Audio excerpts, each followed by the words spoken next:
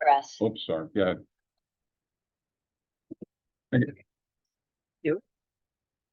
So the meeting minutes, you can see the meeting on the YouTube, the recording.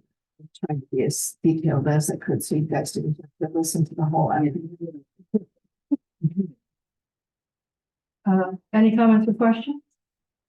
Do I have a motion to pass the minutes? Motion, Second, I'll second. thank you. All in favor? Aye. Great, minutes are passed. Thank you very much. Announcements, we have a run through some things. The e-recycling is May 4th.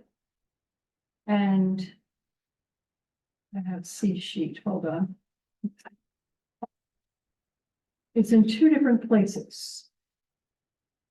I'm sorry, I had notes and I don't. There's remember. two, there's one here at the township building, and then there's one being held in King Park on Turk Road Okay. in Warrington. Warren. The time is what I don't have written down, but I have written down. I believe it's 10 to. 10 to 2 sounds right. It's very brief. Okay. Thank you. The yard waste drop off, which is pretty important for when you say, is May 7th to 11, Tuesday and Friday from 7:30 to 2:30, and Saturday from 8 to 12. Then something important, Peace Valley Nature Center's plant sale. If you all want to go buy some native plants, is May 17th to 19th.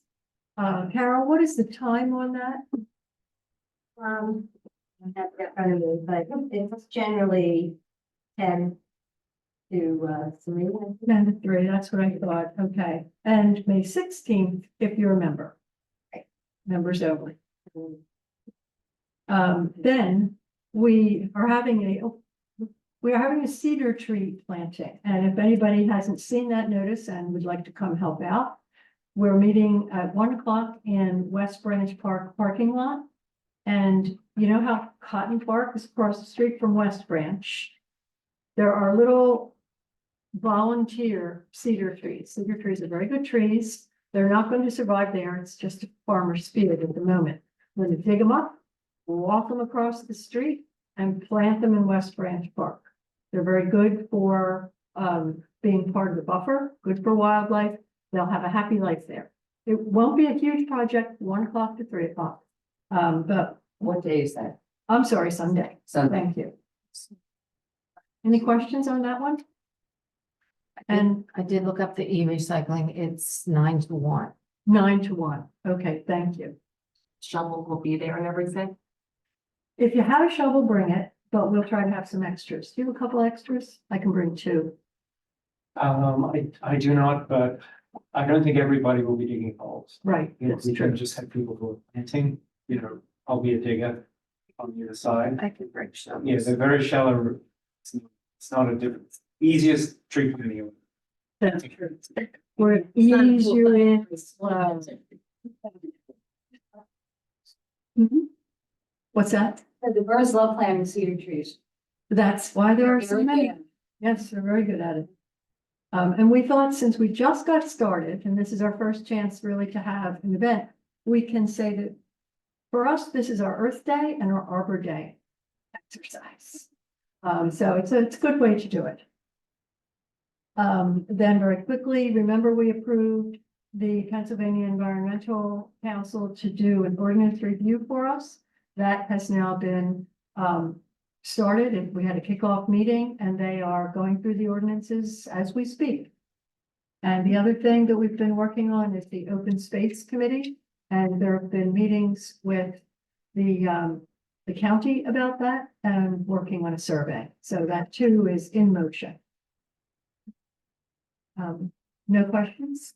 Anybody? Okay. So I would like to introduce Ken Jones. As I was saying earlier, Ken is doing lots of restoration projects on behalf of the township. Yeah.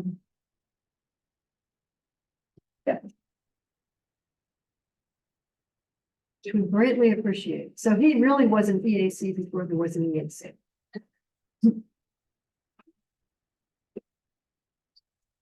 So he's going to tell us about these 4 restoration projects that have been going on for how long? 2 years, 3 years? Yeah, couple of years. Great, thank you. I appreciate the opportunity to present to you tonight. And I'm happy to answer questions at the end. It's really just an information session. There's no ask here. So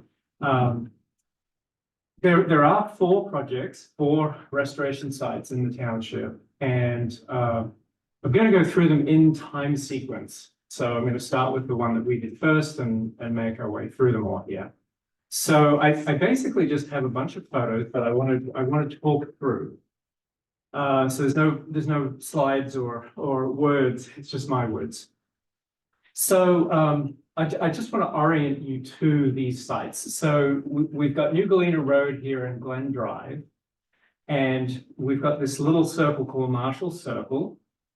And you can see this basin here. So there's actually a spring at the top of the hill that water runs down here, plus stormwater coming off the impervious here, and it all makes its way into this basin.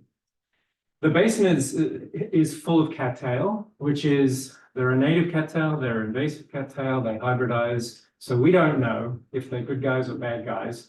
But essentially, the township was mowing this sort of upland area here around the sides. So there was active township. It's a small site, but they take a small mower out and mow it.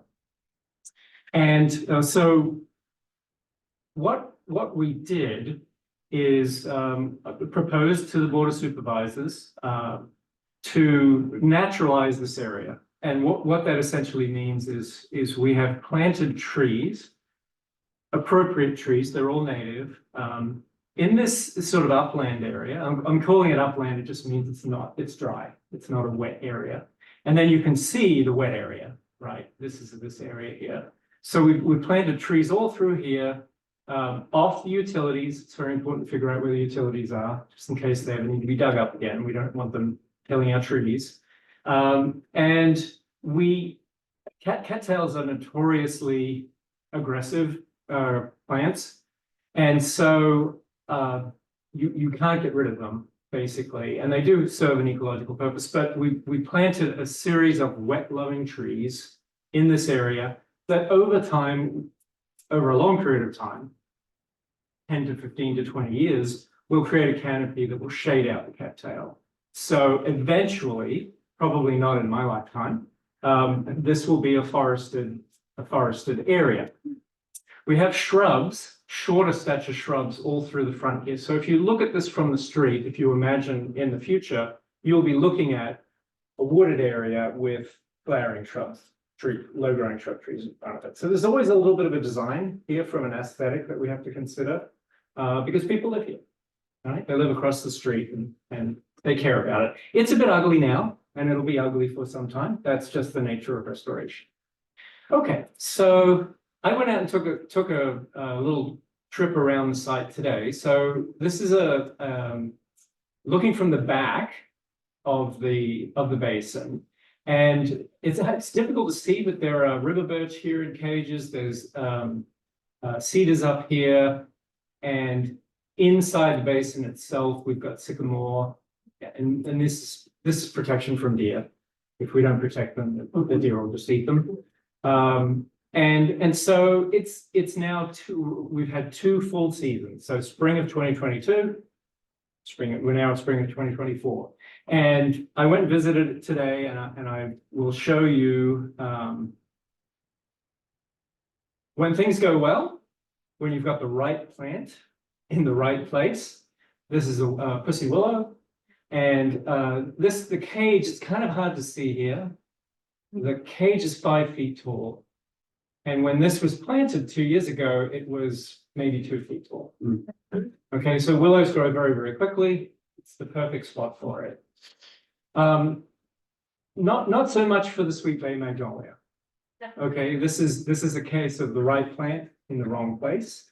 The reality of the soil here is that this is a basin, so they scraped off all the topsoil, and you go down 12 inches, you're in heavy clay. So magnolia, willow, great, magnolia, not so great.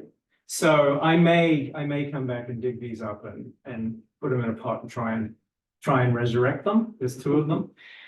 This is a juniper, eastern red cedar, that again, is doing awesome. So I could spend a lot of time telling you about the design and all of that, but you get the idea basically. This is another willow that is from a live stake. So live staking is an approach that we take where we cut stakes of certain species and we stick them in the mud and they grow into a tree. So this is an example of a live stake that's 2 years old. Again, it's a willow. It was probably about this tall, and you can see how much it's grown in 2 years. Okay, so let's move on to the next site. This is Circle Drive off of Schoolhouse. And we live here, and this is behind us, basically. This is a passive open space. It includes this wooded area. It's about 10 acres in total. And this is not what it looks like now. This is from Google Maps from probably a number of years ago. This area inside of here is a meadow that I worked with the township on 5 years ago to put a meadow in there, and it's doing great. So stormwater runs off of Circle Drive down here and exits this basin and flows very quickly to the Neshaminy, to the west branch of the Neshaminy. Water also flows off of Berry Avenue down here into this basin. So it gets a lot of stormwater. So what we proposed to the township was, this is upland, this is dry. So we planted about 100 trees in here. They're all oaks and hawthorns and some viburnums and some other species. But again, in 20 years or 15 years, this will be canopy, just like this. Okay, so this will be filled in. The township, there's an easement here and there's stormwater infrastructure over here. And so the township engineer said, you can't plant anything here. I need to be able to bring tractors. And it's never happened in 30 years, but we might need to at some point in the future. So there is an area here on this side that is just a mow. They're still mowing it, but they used to mow this. You can see it. They don't mow it anymore. And the basin itself, which is this area, has about 50 trees in it. Again, all of those wet-loving trees, willow oaks. So this whole area will be canopied if we get it long enough. So the benefits here, I didn't mention it in the first case. The benefit is less mowing, better stormwater management, MS4 benefits, and habitat for the critters. So I'll just quickly run through. You can kind of see, this is a picture of that upland area. This is a hawthorn today or a few days ago. All of these hawthorns were below the tubes. This was done in the fall of 2022. So you can see, again, right place, right plant, right place. They're doing great. Hawthorns are very fast growing tree. Anybody know what this is? Sassafras. It's a sassafras volunteer. We didn't plant it. There are a number of them that are already close to the edge, and they are propagating themselves. So we're just protecting the volunteers from deer. So that now has a tube around it. And this is kind of looking from the back of our house. Essentially, this was low fog one cool morning, I think. But if anyone's interested, we do tours just to show people about what's going on. If you're really interested, happy to organize something like that. But it's going to be fantastic. Okay, so let's move on to our third site. This is West Branch Park, Quad Graphics, and Future Cotton Park. Okay, and so in this case, if you look at this, this is right beside the Neshaminy. This is technically it's basically a wetland, a floodplain, and the township had to elevate the soccer field, I think 9 or 10 feet, because it was constantly wet because it's a floodplain. But you can see here that the buffer is very thin. So this is a riparian buffer alongside of the Neshaminy. Function of the buffer is to slow water down, infiltrate water, remove pollutants before it makes its way into the creek. And wherever we see an opportunity to enhance the buffer, it's always a good thing. So the pitch to the township was, let's at least make the buffer consistently the same width. So let's plant a small number of trees in here.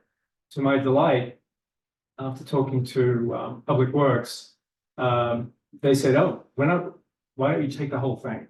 So this area is now unmowed. And we have a number of trees in here, so we intend to plant more trees, just to continue to plant more trees. In the Sunday event, we're going to plant those junipers up in this top corner here. But this is sort of the area. This was during that massive rain event we had where the Neshaminy almost crested, almost made it onto the floodplain.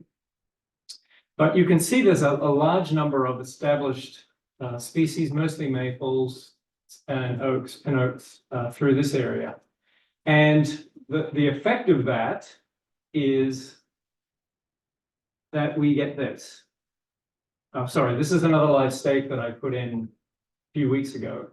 So it's just, you can see it's just a piece of wood, a live stake, and it's already leafing out and rooting out. That's quick.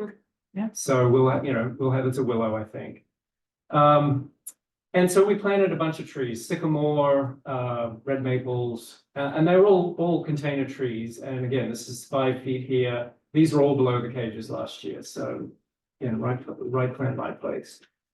So this is what happens when you stop mowing. Stuff grows. And in this case, anybody guess what this is? Maple? Red maple. Yep. Beautiful red maple. And it's quite a few of them. One here, one here, one here, one here, one here. So what's happening is, since we've stopped mowing, we've got all these volunteers now appearing, and we have a choice. We can protect them or leave them, see what happens with the deer. Last year we protected some. Beth, I remember you were there helping do that, I think, at some point. And they're all great, but apparently the deer are not that interested in these red maples.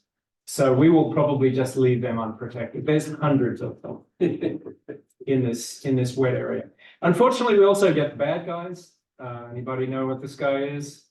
It's not a great photo. It's rose.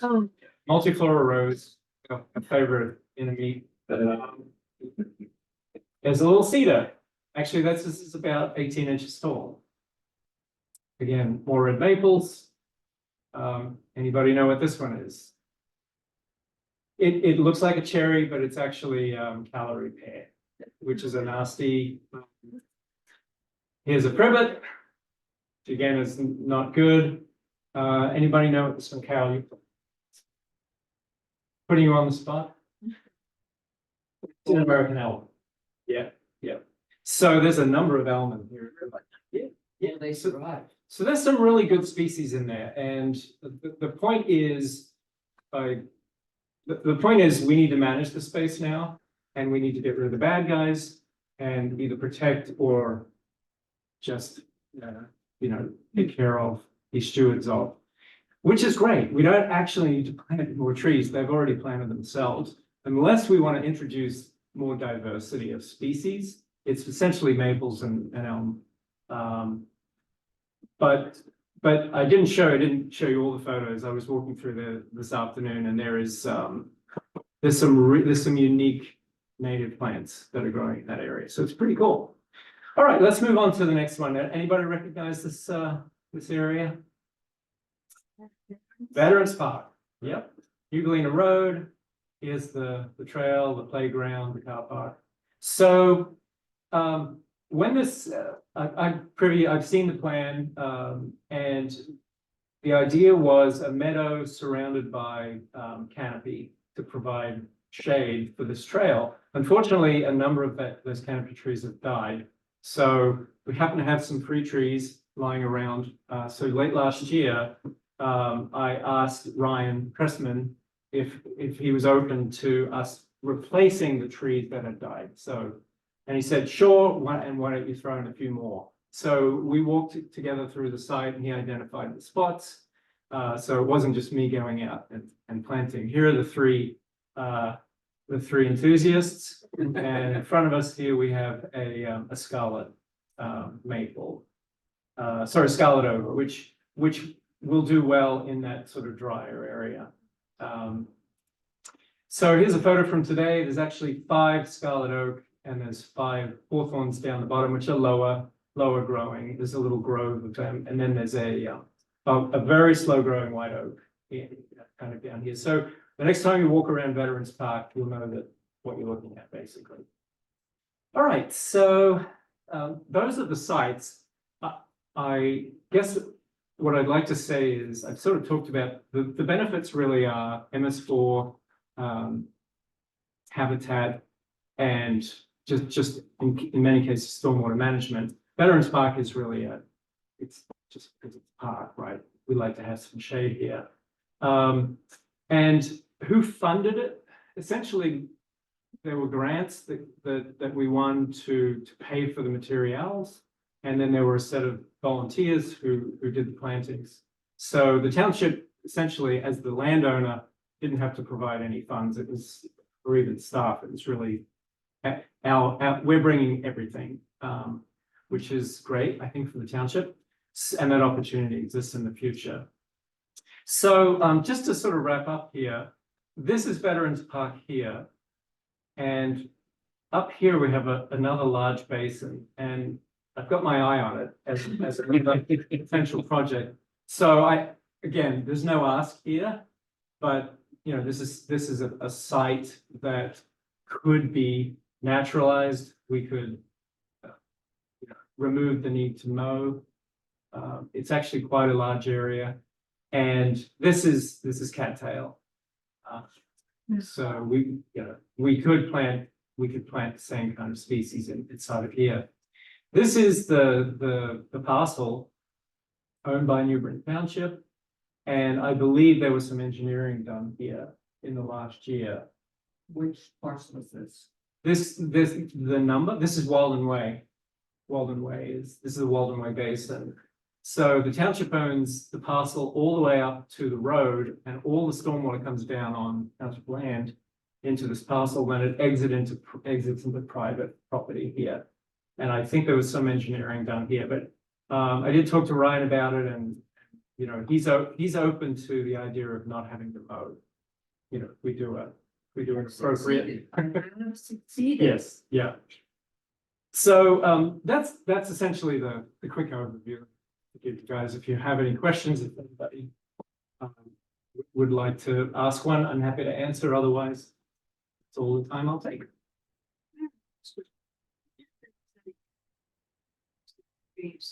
In the bottom areas. You didn't mention ash. There's not, and we seem to have all the ash on our side of the lake, you know, all around the lake. And I was kind of curious that there wasn't any mention in the ash. I didn't mention it, but there are hundreds of ash trees that are volunteered. A lot of volunteerism. Yes. And the question is, what do you do about it? We've talked about it internally and said, you know what, the emerald ash borer doesn't attack those trees until they're 15, 20 years old. So we'll have 15 or 20 years of ash forests. We don't know if they're going to come back. We don't know. It's a question of why would we cut them if ultimately they could succeed. What I have talked to Ryan about though is not allowing any ash trees within 50 feet of the path, so that in the event that they do grow up, there's no risk. So we're going to keep that area clean. We're actually going to remove the ash. But yeah, otherwise we're going to let them go. We just don't know how it'll play out. Could work out, okay? Yeah. Thank you. Yep, no problem. So the same question about the elm. Yeah. Are they going to survive? What's the risk to them? There's not as the American elm. Yeah. Carol, do you have an opinion about what we should do about those? There are websites right now. I just was on a webinar with Morris Arboretum and talking with people all over the East Coast. There's a lot of different theories right now. They have projection lists of what trees will do well with the climate change. And I also sat in on a webinar today with the Department of Forestry, talking about they're having trouble with losing sassafras, huge numbers all through the southeast, and it is up to Kentucky. And it seems to be moving. They were conjecture it's moving with firewood. But I think it could also just be moving with people, horses, that kind of thing coming up. And it is the sassafras issue has me really scared because I have a ton of sassafras along the property.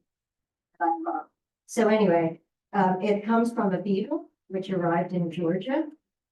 And the beetle crawls, it's a 1/16 of an inch, so it's even smaller than the emerald ash borer. So you're really not going to see it flying around.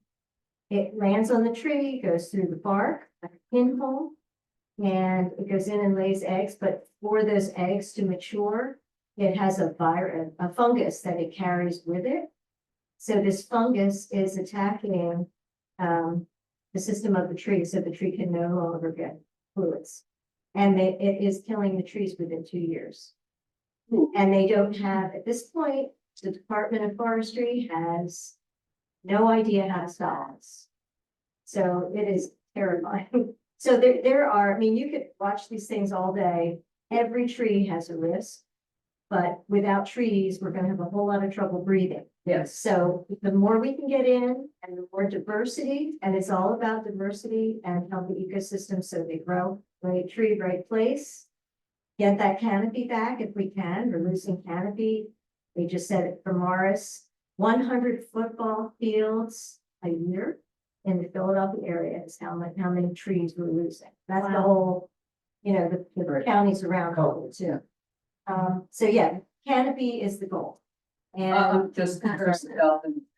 Like you said, 50 feet path, because if they don't survive, if they grow 15, 20 years, then we have a 20-year huge tree that's gotta come down. We've thought about that and, there's a oak leaf scorch. We love our oak. it's pretty. The more you know about forest, it isn't so much them falling on you. Generally, I mean, I'm over at Peace Valley, all the time walking. If it's windy, don't walk through the woods. I mean, that's when they come down, right? Generally, and they do pay somebody that have trees removed from the distance. But a tree doesn't, not every tree grows the full height in 15 years. Sorry, We want to plant trees, we want to have beautiful parks, but we also don't want to buy a expensive problem. A liability. 20 years down the road, Right.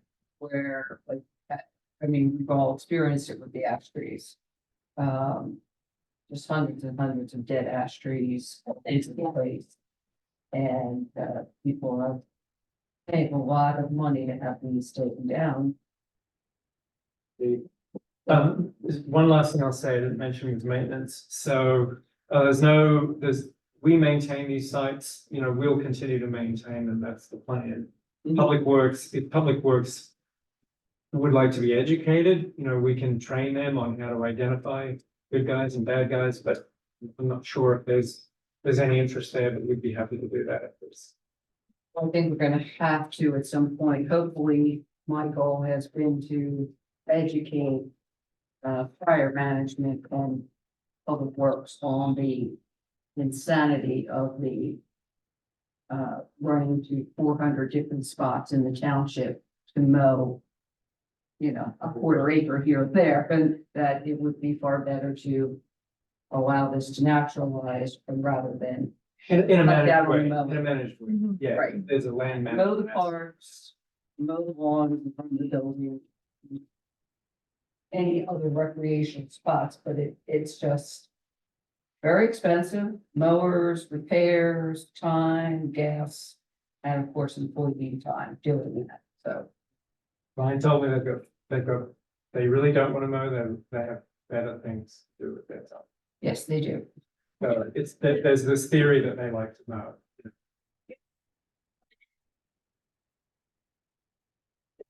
No.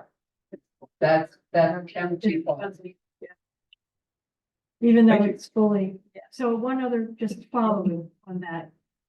Would it be appropriate at this point to sort of spearhead a plan for the sorts of things that would be planted?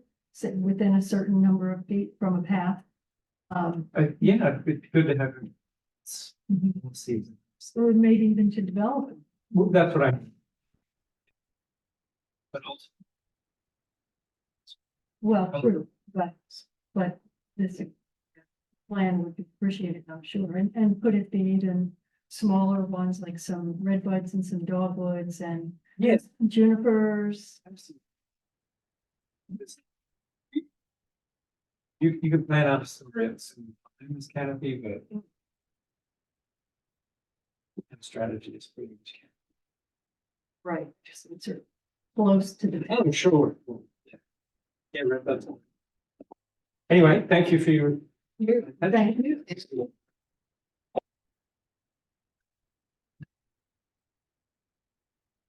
So appreciated. And the soil around the marshy circle was so rough.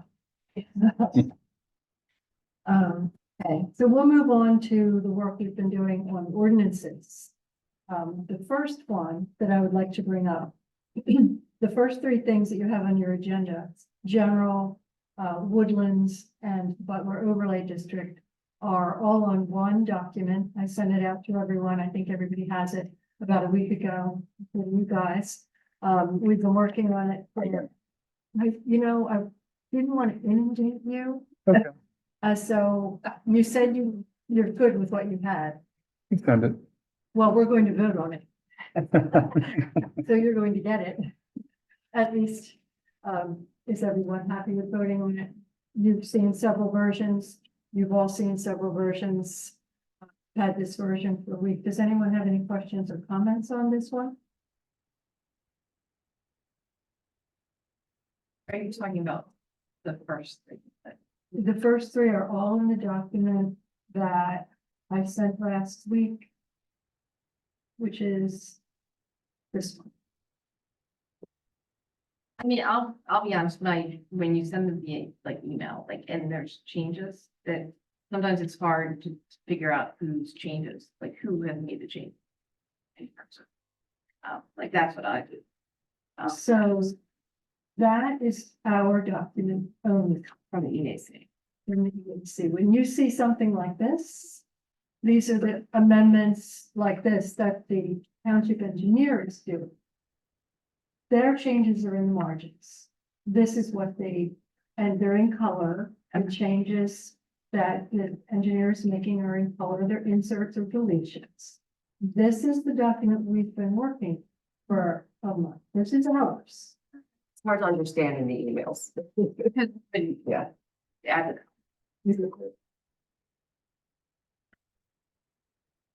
That's what the township want, the engineers want. This is what they gave us. If they are taking comments, Okay. we're giving them recommendations. It's our job as an EAC to give recommendations on things that have to do with the environment for the township. Versions of this. from- Yeah, okay, so I will say that I am, favor option. And I would say that this one, when I did notice that the idea that you're saying to a developer, they can only, they can't pay a fee, they need to plant a tree. I guess I don't know, does it really matter? Is it does it need to be that strict? Is there a reason behind this Yes. recommendation? Yes, the reasons are all in there. No, I mean, but in terms of, if you have the money, to plant a tree. So here's how it works. As this states, the fee in lieu of planting replacement trees. Townships, I mean, developers are required, if they take a certain number, more than a certain percentage, they are required to replace those trees.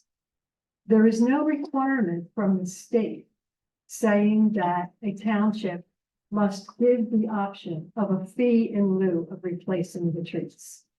That is something that some townships have decided to offer. It's on them. There's no requirement to do that. As it states in here, the accepting a fee in lieu of replacing a tree is a bad deal for the township.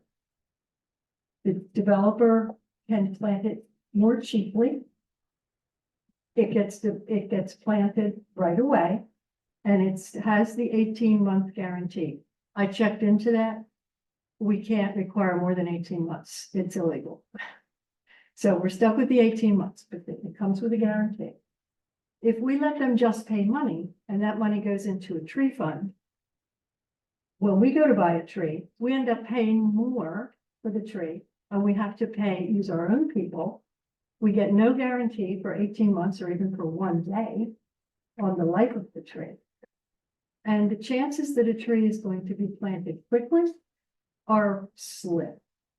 Unless a township has a very rigorous, and you can tell by Ken's work, how much work and planting of trees takes. Unless the township has a very rigorous program, the chances that a tree is all those trees are going to get planted are slim in a timely manner. So when a developer comes in and builds houses. Yes. And okay, so let's say they cut down 10 trees. Where are they gonna plant the trees? Cause to me, like I have lived in older, areas with older trees. And I know from my own experience, like when we were looking for a second house, I personally picked a house that did not have a lot of trees. Like that was like when we went looking for houses, because to me, trees are problems. If you have to cut them down at some point, they're at least $1,000, if not more, as a homeowner, right? So my point is like, if you're saying that the developer is going to come in and plant, you're going to require him to plant 10 trees, like, are there certain places he has to plant the trees? Or is it like, are they going to be along the road where, Let me, like, so more of a sidewalk? That's where. say a developer comes in and he's got a half-acre of land, and he can take down a percentage of trees. I believe it's 40. It's 20% in woodland and it's, I think, 50%, 50. and it's not. He can take down those trees, but if they're of a certain caliber or whatever, he has to plant replacement trees. Because he's deforesting the area, he's taking down woodlands. And if you look at the County Builders Project, and if you look at the new Highlands development, we've just lost about 5 acres of trees. Now, you might say trees aren't important, but that's what makes our oxygen. And without oxygen, people die. They also absorb carbon dioxide, so it keeps the area cooler. It removes carbon dioxide from the environment and it produces oxygen. So trees are necessary to life. I can add one other thing. They take up stormwater. They take up a full-grown oak tree, for example, full-grown, will take up 1,000 gallons a week of water. Okay, Are we saying where they have to put the trees? we can direct them to where they, correct? That's usually worked out between the end. I mean, every piece of property is so unique. You can't say it's gonna be on this corner or that corner. You have to look at the property. The engineer, the lay of the land, which way the water's running, and then there's stormwater requirements. That's all already pre-existing conditions. What has happened in the township in the past is that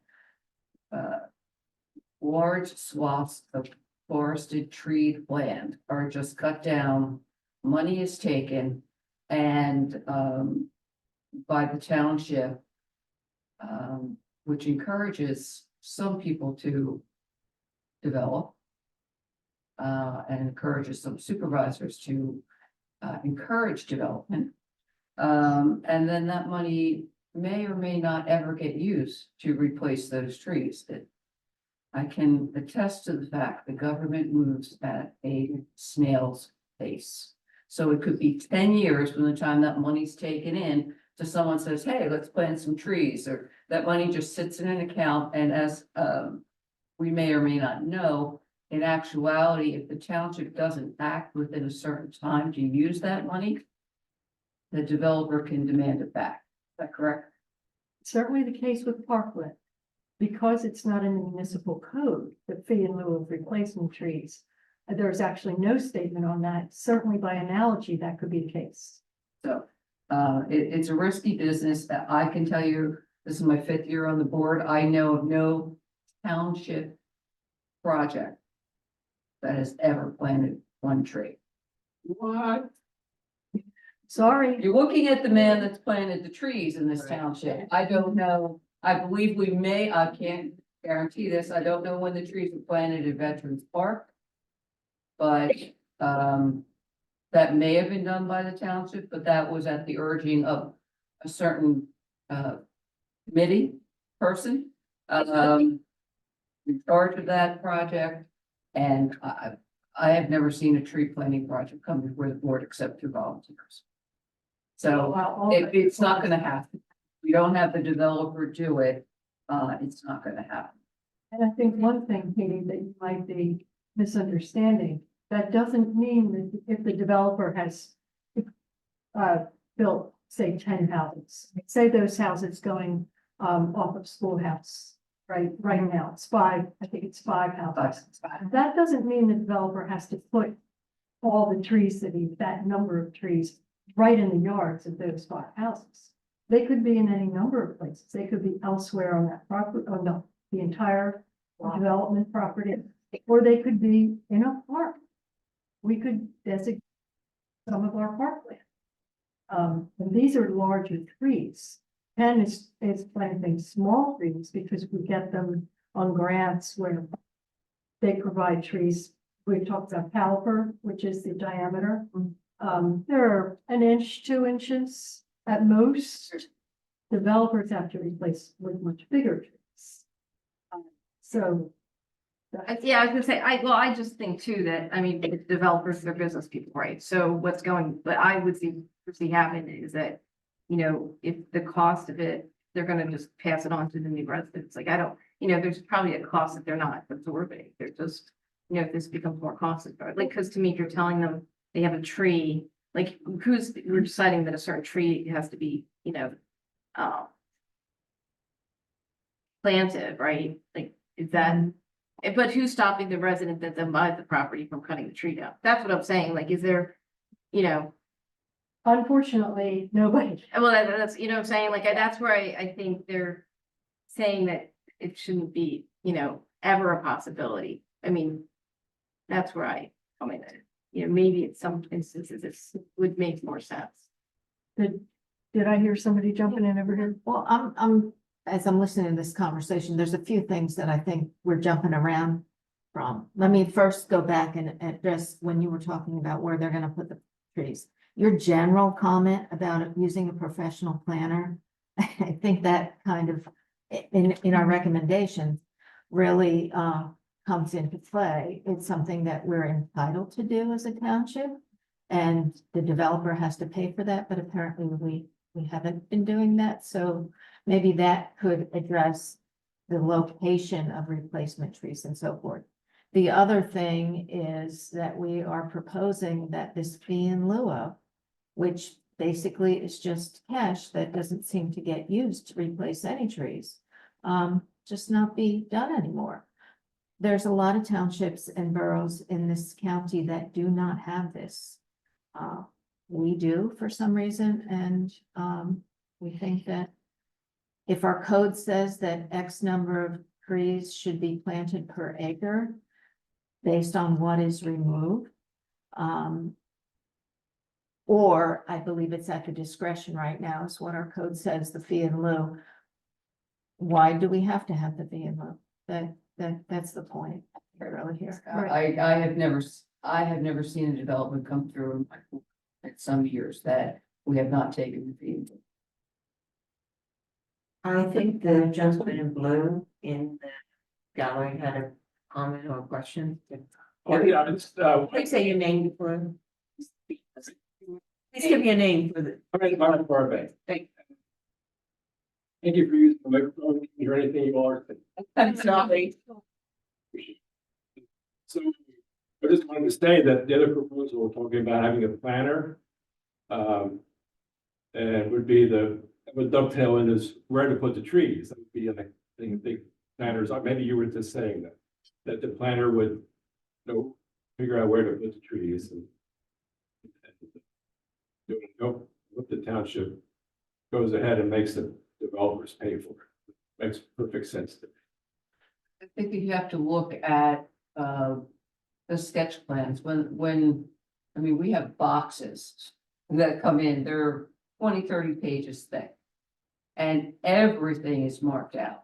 Everything. One page may be the electrical, next page is the sewer, the third page is the water, down to the trees, the spacing and their placement and the type. That's what the engineers do when they draw up these development plans. Everything is planned out to the nth degree, because they have to have things in certain places to fit up with other places. So it's not like they're not understanding that this is a cost of doing business. And a couple $100 for trees is not going to add on to a great deal of money. It's just going to go into the developer's pocket. While the township is losing trees, and seeing its land develop without any recreational space. And you can see those in surrounding towns that I'm not allowed to name, where you have nothing but townhouses and pavement. And it's not an attractive look, and I don't think it's in best interest of any of our residents to live in developments like that. There's no place for the children, there's no place for playing, there's no attractiveness to the developments. One thing we really do strive for is when someone is proposing a development, we strive to have open space and we strive to have green spaces, because residents use those. Residents use the trails, the kids use the green spaces to play ball, bikes. That's what leads to quality of life. We're not merely required to put up buildings and pavement. And we're looking to get away from that, because that's a stormwater nightmare.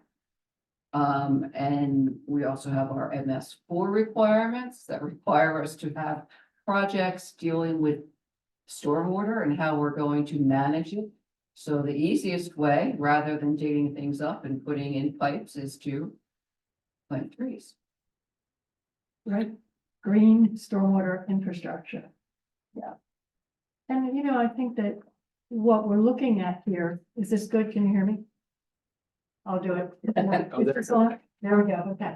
What we're looking at here is our attempt at a first step in a more careful, environmentally sensitive planning for any development that goes forward. It's our job to be environmentally sensitive. We're the Environmental Advisory Council. So that's the angle from which we look at any kind of projects. If we can, as this document attempts to do, help the township go about a different kind of planning, we can have developments that, instead of just being a bunch of townhouses on slabs of concrete, have wooded open spaces that don't lead to more floods, more muddy backyards, better air, better wildlife corridors, which is another issue. Then we can start to build on something. This is, at least I am looking at it as a first step toward building a future that is healthier for everyone and more enjoyable. But the trees could go anywhere. They could go near trails that are being built. They could go into some of the basin areas that we've been talking about here. They could go anywhere. The trees just have to simply be planted somewhere. Not in somebody's yard. Doesn't have to be in subdivision. That make sense? I can't say. Well- We also have saldo or that require the planting of trees in new developments. Mm-hmm. So it's a requirement. There's a lot of different moving parts when you're dealing with any kind of development, any kind of land development, any kind of zoning. The only thing I think with the woodlands, is the question I believe someone raised at one point, about whether or not this would control a homeowner or a landowner from what they can do on their own property. And we're gonna look at that with the engineer a little more closely to make sure we're not doing that. That we're not it's not through zoning, but through saldo. That says if you have a specimen tree, you're not allowed to take it down. Mm-hmm. Mm-hmm. That's something that the engineer already wrote in. Right. Right, but Yes. there were questions, concerns whether that would apply to a current landowner as opposed to a developer.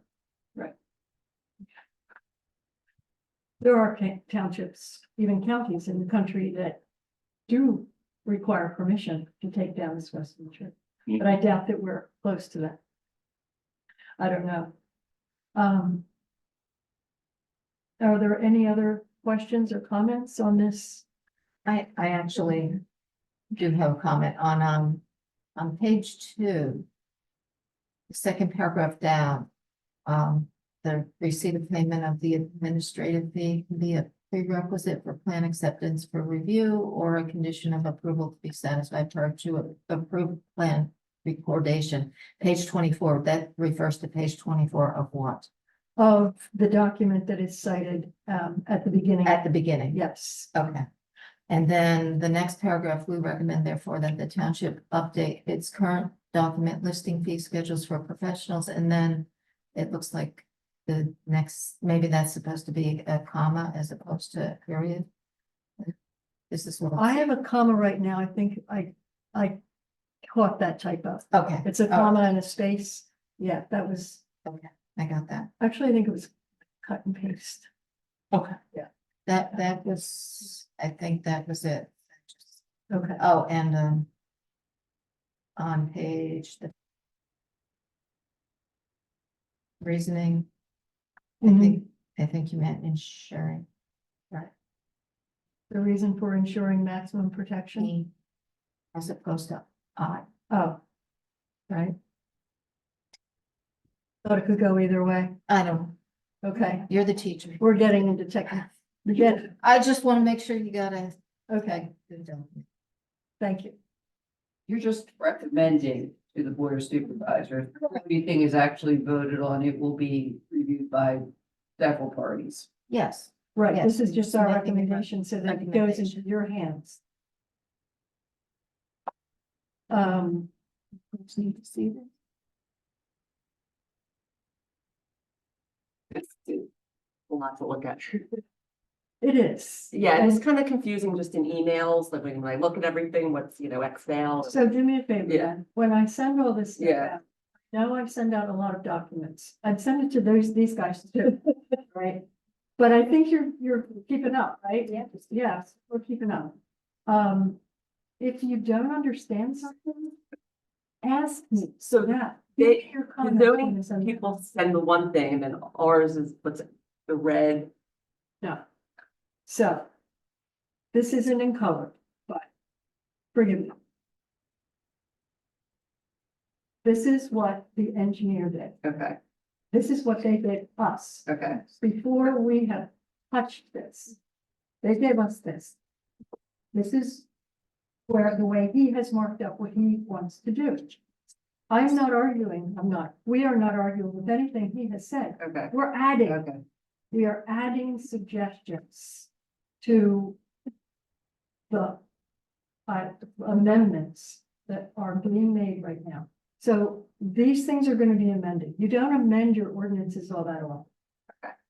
The idea is that all the changes that people want, if other people will look at these too, the planning commission will look at these too, other committees. and now the Pennsylvania Environmental Council is doing their ordinance review. We're aiming to dovetail all these ordinance reviews so that somewhere over the summer, ordinance changes can be made, and then hopefully you won't have to go through, right, Meredith? A lot. The process will be, you're going to make a recommendation. We're gonna review that, the engineer's gonna review it. We're going to, propose the new ordinances. They'll be advertised, there'll be a meeting. They will then be, if they pass, they will then be sent for advertisement, and then there'll be another meeting before they're adopted. Like I said, government moves at snail's pace.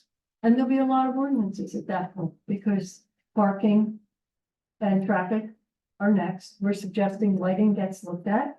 The Pennsylvania Environmental Council will suggest some tweaks so that stormwater management can happen more easily. So there'll be a pile. You know, this is just one little part of it. So I would like to have a vote on this, since we've been working on it for about 3 months and everyone has received I think everyone's tired of looking at it. I had a movement to have a vote. I will move to have a vote. Thank you. Second? I'll second it. Okay. So we'll vote then, all in favor? Aye. Aye. Aye. I just would want to talk to the engineer about, I just don't know the downside of it. Yes, that's what I feel like it's, what's happening is that like, we see the document and there's recommendations, but again, I think there's always two sides to every, situation. Just that's what I don't, when we're sending emails back and forth, and you're looking at documents, like if everybody's putting their input, who, is the one that drafts final, right? And I've been sending it out and asking for comments for over 2 months. Kathleen, and it's been a second, you need to take a vote. Okay, I'm sorry. The vote, Okay. move it on. All right, Early. 3 ayes, are you, Yes. okay, Maybe if it comes back again after I maybe talk to the engineer or something. okay, so 2 noes. No, yeah. Okay, the ayes have it. We can send this on off of my desk to the Board of Supervisors. This is an ongoing process. Okay. I just want to say findings that, just one, but in the future, you could always redline it yourself and for your common levels of care questions, but we send it back out to all of us. It's not just the chair who gets to weigh in. It's, it's another method that would be easy for you, but any complicated documents. So all of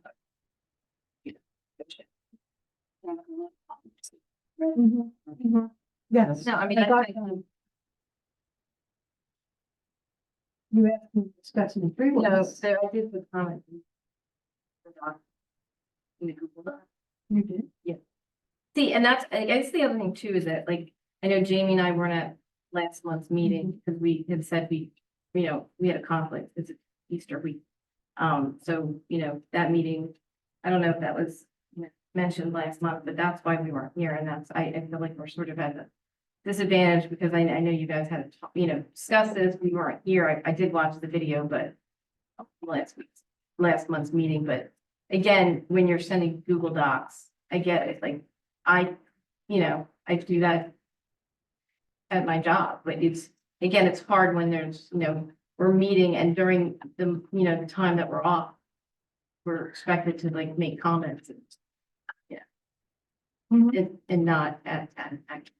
But there's always work to be done before a meeting, you have to prepare for it. We had 60, 80 pages of things before a Board of Supervisors meeting. If we all sat here and tried to read it and discuss it at the meeting, we would never get done before midnight. So you have to read the stuff before and participate. So you've moved it on. I think we need to move this meeting along. Right, We're gonna be right, here we all do. night. We do. I'm sorry. I know, I'm sorry. It is. Doesn't usually take that long, Dan, to work through something. Okay. Are you still recording and? Okay. So. Margaret, did you want to talk about the zoning map just briefly? You're concerned about that? Yeah, just, if you've been on the New Britain Township E-code. Our zoning map, when you try to zoom in on it, you can't, it was not converted to PDF in a way that when you zoom in, the text stays clear, it blurs. I think it was scanned as opposed to converted to PDF, and that's probably why. So just a recommendation that perhaps the zoning map could be PDF'd and put on E-code. Just a, I do believe it exists somewhere else on the website other than in the E-code. I have not been able to. We'll look at it. We'll make- yeah, I've looked a couple times too. It used to be there. So parking is after Woodlands. We're going to look at the parking ordinances. And that will be a very similar process. We'll try to work out a smoother way to get comments back and forth to each other. So just a heads up on that, we cannot talk about that tonight. Now, we had intended, and we don't have as much time as maybe we could use to talk more about lighting. We had a great conversation last time about lighting. And many community members had extremely good suggestions. And I've asked Margaret to lead the lighting discussion tonight. Not sure if you still have the energy for it, because she's our lighting expert now. Become our lighting expert. Wouldn't quite call it expert, but nonetheless, just in summary, the last meeting we talked about the impact of the lighting in the township on humans and wildlife and pollinators. We talked about lower levels of light in lumens being better and warm light as far as light spectrum being better, and the bug rating for that was, which is the backlight, uplight, and glitter. We talked about maybe as a first step, trying to educate the public. Ways that we can promote dark skies and better lighting in our township. And this all really kind of started, Dan, because of Birch Run and Toll Brothers, when they were coming to Planning Commission with their final plan. We had gone to their meeting and asked for two things: that they plant native plants, which they were more than happy to comply with that, provided the Board of Supervisors approved, and also that they consider lighting that was more dark sky compliant. Well, I want people to be able to hear you. Okay. Sure. So we will be working with them to try and identify light that would be more appropriate for that residential area of that Toll Brothers Wawa development. And that's how this kind of evolved into a discussion with folks here. And so what I want to do is continue that discussion and think about what we can do moving things forward in the township. For one thing, our lighting code has not been updated since 2002. So it's much older, and a lot of differences of how lighting should be approached from a safety perspective, from residential areas to commercial areas, has changed in the last 20 years. So that will be a recommendation in a future meeting, that the lighting code in the township be looked at to be updated. But as far as what we can do as the EAC, I started thinking about this today. And one thing that Terry Young had mentioned at the last meeting was suggestion of a neighborhood organization in each neighborhood, kind of having neighborhood captains or whatever, that you go and you talk to your neighbors and you talk to them about not just lighting, but you know, native plants and so forth and so on. And I'm thinking it would be really nice if we could expand on that idea.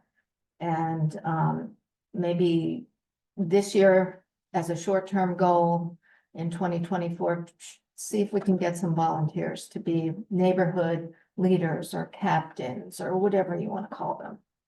And then I started thinking about maybe some mid-range goals that we can have as an EAC, maybe in 2025. And that would include, if we can get a lighting update. One of the things that was mentioned in the last meeting was to update the requirements that we have for streetlights. And so maybe if that's acceptable, and if that is something that the Board of Supervisors supports, we could start requiring that for new developments where streetlights are coming in, that they're more dark sky compliant. And as we start replacing bulbs and so forth throughout the township, because we're responsible in the township for the streetlights, we can go to warmer light and lights that are a lower lumen. That's still safe. I mean, you've got the light coming down, it should be shielded on the top, but it's better for the environment and the birds and so forth. And then long-term, midterm would be expanding these neighborhood groups that we're gonna try and get some volunteers to be captains for. And then long-term would be just continuing to swap out the streetlights as they get old and they need to be replaced, and, you know, just kind of move down into the future of what lighting should be. We also talked about education, and so there's also some short-term things that I think we can do with some tips on the New Britain Township website. Set up a display at the Fall Festival, put something in the newsletter that comes out twice a year. And provide Dark Sky International links and points that they have. So that's kind of where I was going with this, and open to any other suggestions that anybody has, just to kind of move things forward. And I also brought a demonstration to show everyone. Show and tell. Show and tell. I had some lights at my house, the front of my porch, that I'll leave one up here. that I just wanted to kind of experiment with. So I ordered one of these. It's just a shield. It's $15 at Lowe's to see what it would do to my porch lights. And Lowe's, instead of sending me one, sent me 12. They'll be getting back 10 of them. So I'm using 2 of them. But this is basically what this little gadget did to my porch lights, and it's really wonderful. And to be perfectly honest, the lighting on my porch and my sidewalk is the same. You can see where you walk. So, you know, just a simple little thing like this, and showing residents on our website that you can do this, and it's relatively inexpensive, and you can stop lights from glaring in your neighbor's bedroom window. It's like that. So that's my show and tell. I think this would be an excellent subject, whatever I do with all that. I mean, that's really a great time to educate public, township residents about this. I know I have to put something on, I reposted something, from Bird Town, about dark skies during the migration period in spring and fall. And, there were a lot of comments on it about, I wish my neighbors would turn lights out. So I know that there's a lot of these issues, especially the smaller, closer developments together. And I grew up out, out here before this was all here, and no one kept their lights on at night. I have neighbors that have 6 lights per square inch around their house that stay on all night. I don't know why our neighborhood has to be one of the safest neighborhoods I've ever heard of. Dimmer, I mean, on a timer. I have no idea, but it's just. Those are things that people can do. You can Target read outside design, their putting house. on motion detectors or timers.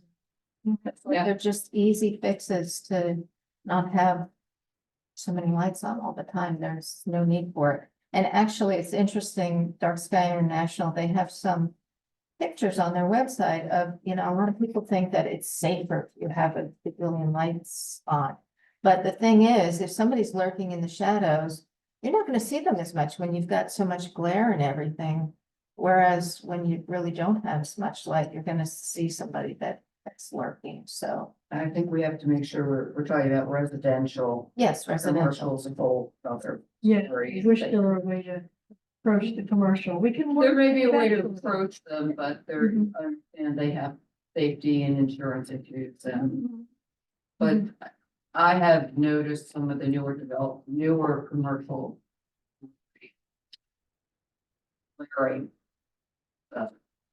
They are probably aware of lighting systems, which are cheaper for them to Much run more anyway. expensive, yes, And By the way- all the efficiencies of them.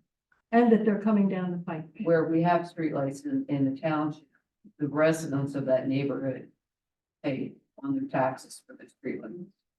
So we cut the cost of lighting or anything else or mowing, and we're saving money that could be put elsewhere. So you know what I'm wondering, just listening to you and listening to you, Margaret, and we spoke last time about neighborhoods. And yet, I know personally, and you probably all know, maybe you're thinking the same thing. People are a little hesitant to approach their neighbors and say that floodlight is shining in the bedroom window. There's just something hard about that. I wonder if we could develop some sort of a sheet, very friendly, of facts about lighting, both that one should be considerate of neighbors, but also that it costs less money to run certain kind of lights, that timers are more beneficial. I don't have it all cooked up in my head yet, but if we produce something that would be easy to give out in a neighborhood. Terry?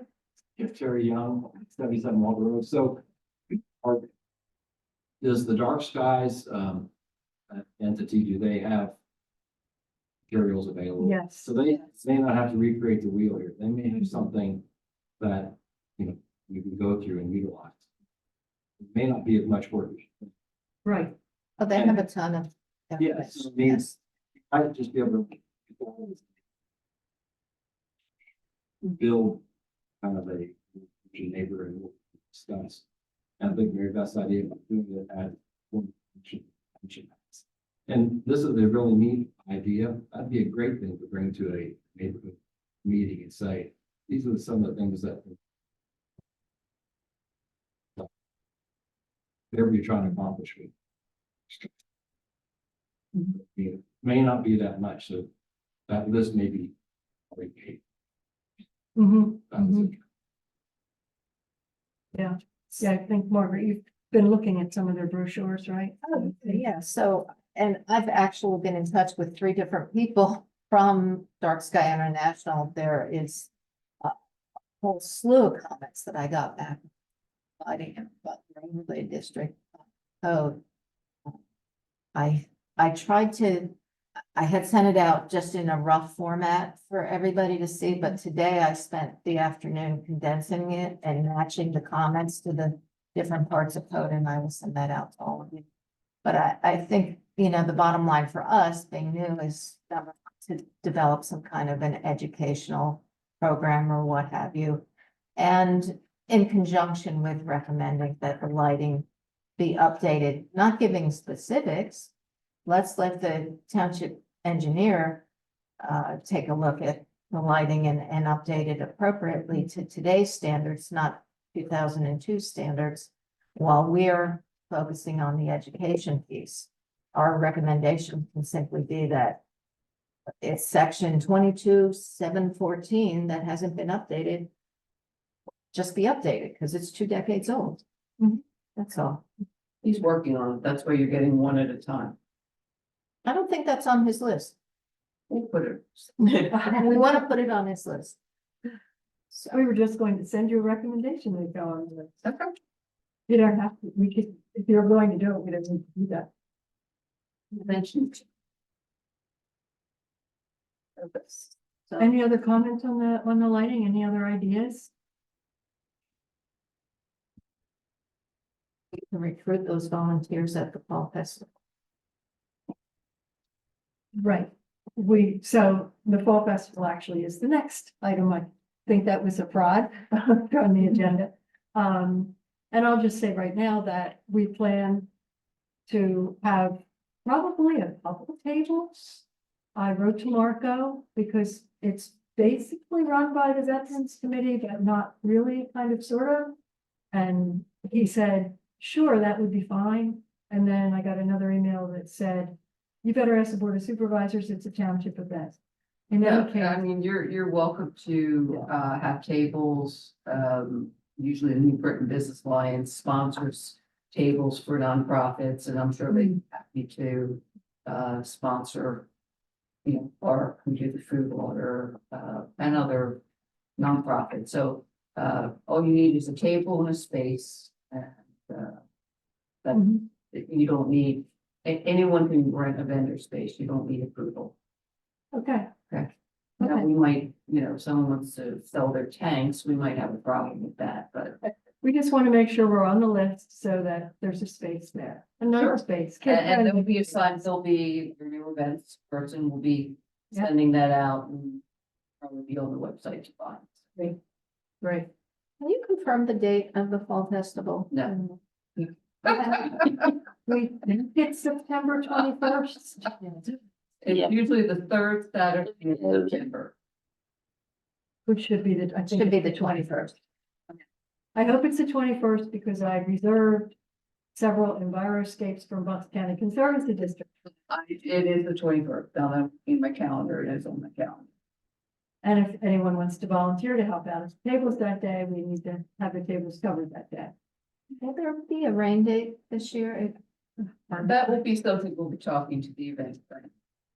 No, last year was just a little too complicated to try and do a rain date. It's very expensive to ask the vendors to reserve Yeah. a few weeks in a row, particularly that time of year is so busy. They have an event every single weekend. Yeah.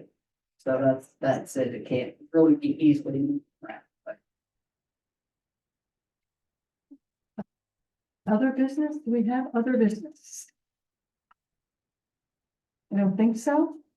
Any public comment on any items at all in the world? Perry? I'm just, I've been concerned, as a cheerleader for you all, wanting you guys to succeed.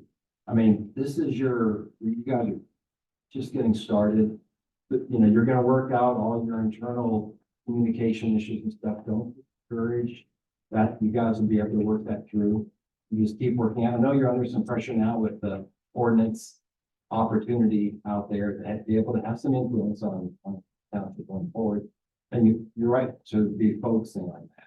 But don't get discouraged about things. Keep at it. You know, all these things are very common for new organizations to have to learning, you know, how to work together. That's number one. Number two is try to make sure you stay within your remit. Don't negotiate with your internal self too much about you know, the unintended consequences of some of these ideas that you're coming up.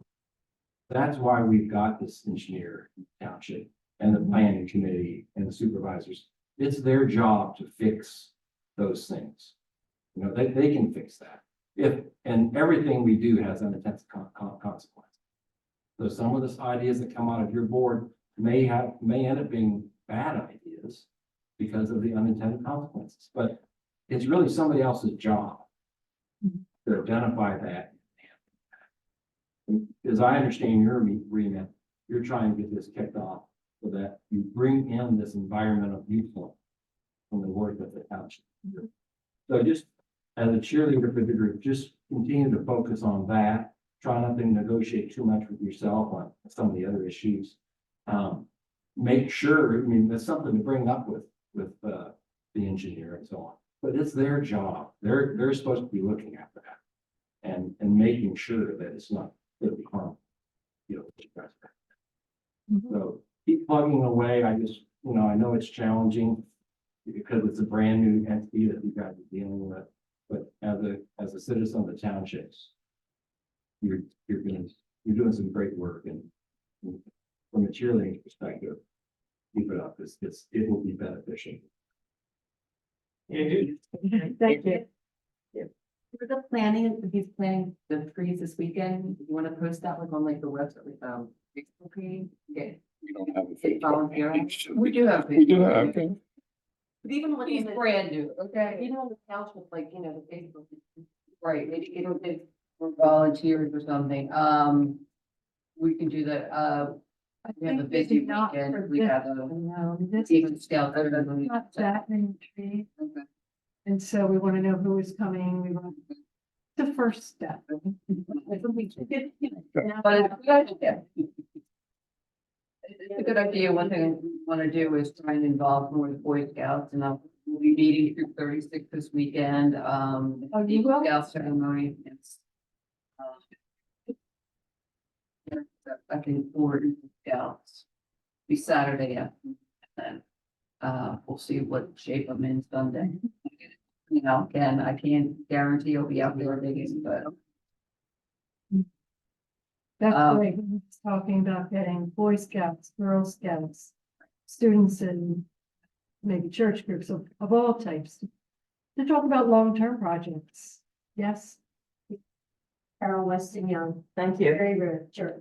I just wanted to say that when you have students come out, if they need service hours and all that good stuff, if they aren't over the age of 18, a parent has to stay with them. It's not a drop off to come and play with shovels like that, just so you know. Because it happens at the park all the time. Parents get very aggravated that they have to stay. They wanted to drop their student off. Way, and it's like, we're not here to do that. and I mean, you don't have to take part, but you have to be here. anything like that would have to go through the township and the solicitor because you're dealing with minors at that point. Yeah. And there's a whole slew of regulations there and insurance issues and whatever, so yeah, definitely. Anybody under the age of 18 has to be with parent. Probably wouldn't be a problem with the Boy Scouts, because they'd have a Boy Scout leader or Cub Scout leader or whatever. You do that, that's what we were gonna do at the 300 last year. They were gonna do things, but the leader would be there so that we didn't get valid use clearance. I think I have. Yes, but still. Yeah, we have to be careful with that. Liability issues, liability. There's actually a ratio, you're 1 to 3, 1 to 4. So you need a chaperone for every three individual lives. It's like we've seen it all. Some Yeah. It's just liability. Exactly. But it's just, it's good. Yeah, man. Some parents might be interested. Well, maybe that's a way to get the parents in. Yeah, That's the idea at the Fall Fest. You get cool stuff that will attract the kids, and then you get the parents hanging with kids, and we get to give them brochures and stuff like that. Anything else? Thank you so much. You are always, whether it's a big group or a small group, it's always a great group. Thank you. Thank you. Need a motion to adjourn. Oh, yes, motion to adjourn. Thank you. Second? Okay, we are.